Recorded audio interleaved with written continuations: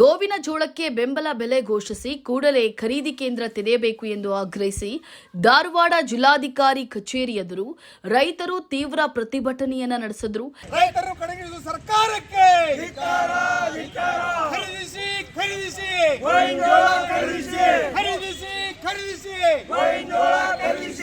ಈ ಸಂದರ್ಭದಲ್ಲಿ ಜಿಲ್ಲಾಧಿಕಾರಿ ದಿವ್ಯಾ ಪ್ರಭು ಅವರಿಗೆ ರೈತರು ಮುತ್ತಿಗೆ ಹಾಕಿ ತಮ್ಮ ಬೇಡಿಕೆಗಳನ್ನು ನೇರವಾಗಿ ಮುಂದಿಟ್ಟರು. ಜಿಲ್ಲೆಯಲ್ಲಿ ಗೋವಿನ ಜೋಳ ಬೆಳೆದು ಮಾರುಕಟ್ಟೆಯಲ್ಲಿ ಬೆಲೆ ಕುಸಿತದಿಂದ ರೈತರು ತೀವ್ರ ಸಂಕಷ್ಟ ಎದುರಿಸುತ್ತಾ ಇದ್ದು, ಸರ್ಕಾರ ಕೂಡಲೇ ಖರೀದಿ ಕೇಂದ್ರ ತೆರೆಯಬೇಕು ಎಂದು ಒತ್ತಾಯಿಸಿ ರೈತರು ಗಂಟೆಗಳ ಕಾಲ ಡಿಸಿ ಕಚೇರಿ ಎದುರು ಧರಣಿಯನ್ನು ನಡೆಸಿದರು. ಈ ವೇಳೆ ಜಿಲ್ಲಾಧಿಕಾರಿ ದಿವ್ಯಾ ಪ್ರಭು ಅವರು ಕಚೇರಿಯಿಂದ ಹೊರಗಡೆ ತೆರಳುತ್ತಾ ಇದ್ದಂತಹ ಸಂದರ್ಭದಲ್ಲಿ ರೈತರು ಅವರನ್ನ ಮುತ್ತಿಗೆ ಹಾಕಿ ತಮ್ಮ ಅಸಮಾಧಾನವನ್ನ ವ್ಯಕ್ತಪಡಿಸಿದರು. ಹಾಳಕತ್ರಿ ಮೇಡಮ್, ನಮ್ಮ ಒತ್ತಡ ಯಾಕೆ ನಿಮ್ಗಂದ್ರೆ ಎಷ್ಟು ಲೇಟ್ ಮಾಡ್ತೇವೆ ಅಷ್ಟು ಗುಂಜ ಹುಳ ಹತ್ತಂದ್ರೆ ಅವ್ರು ಮತ್ತೆ ಅವರು ತಗೋದಿಲ್ರಿ ಅವನ್ನ. ಅವಾಗ ಅದಕ್ಕೆ ಹಂಗಾಗಿ ಇಷ್ಟಕ್ಕೆ ನಾವು ಇದನ್ನ ಮಾಡೋದ್ರಿ.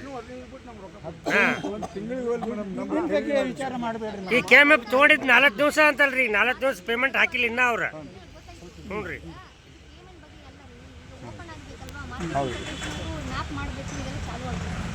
ಈಗ ನಾನು ಡೈರೆಕ್ಟರ್ ಎಪಿಎಂಸಿಗೂ ಜಸ್ಟ್ ಮಾತಾಡ್ಕೊಂಡು ಬಂದಿದ್ದೀನಿ. ಅವರು ಆ ಮೀಟಿಂಗ್ ಹೋಗ್ತಾರೆ, ಬಂದು ಮಾತಾಡ್ತೀನಿ ಮೇಡಮ್. ನಾವು ಸತತ ಸಂಪರ್ಕದಲ್ಲಿ ಇದ್ದೀವಿ. ನೀವು ಆಮೇಲೆ ಕೂಡ ನೀವು ದುಡ್ಡು ಕೊಡ್ರಿ, ಏನು ಪ್ರಾಬ್ಲಮ್ ಇಲ್ಲ, ಫಸ್ಟ್ ಇದನ್ನು ಚಾಲು ಮಾಡಿರಿ ಅಂತ ವಿಷಯವನ್ನು ನಾವು ಹೇಳ್ತೀವಿ. ಸ್ವಲ್ಪ ಒಂದು ಎರಡು ದಿವಸ ತಡೆಯಿರಿ.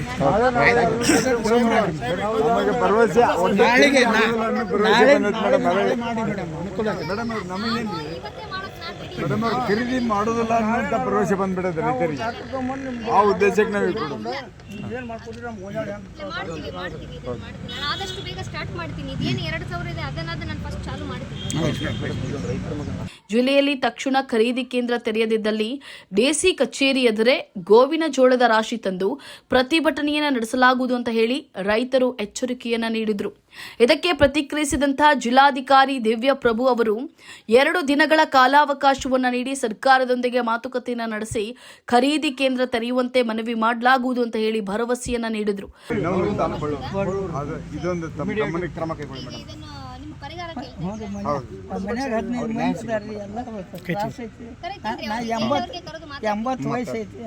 ತಹಸೀಲ್ದಾರಿಗೆ ಕೇಳ್ತಾ ಇಲ್ಲ ನಿಮ್ಮಲ್ಲಿ ಅವ್ರು ಅದಕ್ಕಿಲ್ರಿ, ನೀವು ಮೇಡಮ್ ಅವ್ರಿಗೆ ಹೇಳ್ರಿ. ನಾನು ತಹಸೀಲ್ದಾರ್ ರಿಪೋರ್ಟ್ ತಗೊಂಡು ಅವ್ರಿಗೆ ಡೈರೆಕ್ಷನ್ ಕೊಡ್ತೀನಿ. ಭಾಳ ವ್ಯತ್ಯಾಸ ಆಗೈತೆ. ನೀವೇನು ಆತಂಕ ಪಡೋದು ಬೇಡ.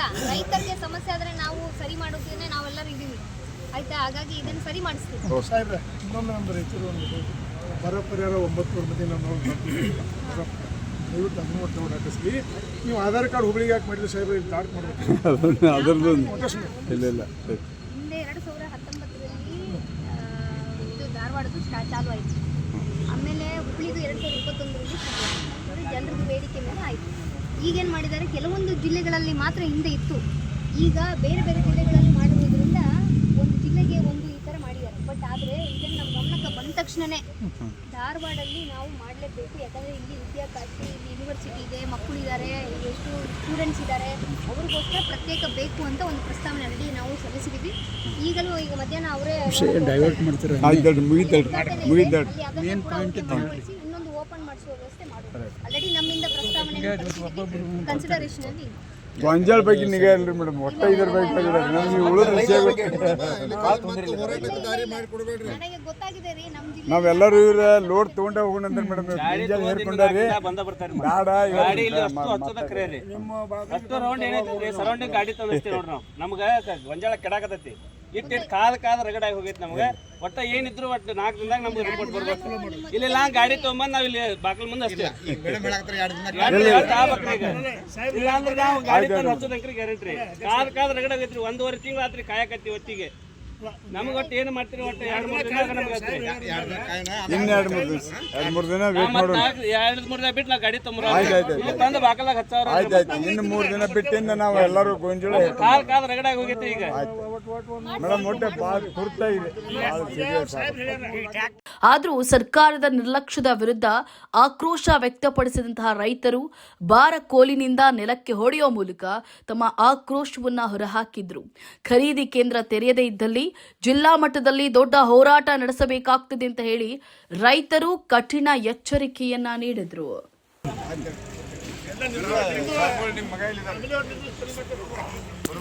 ಇವರೇ ಬರ್ರಿ ಅಲ್ಲಿ ಅವ್ರ ತಪಾಲ್ ಸೆಕ್ಷನ್ ಆ ಜನ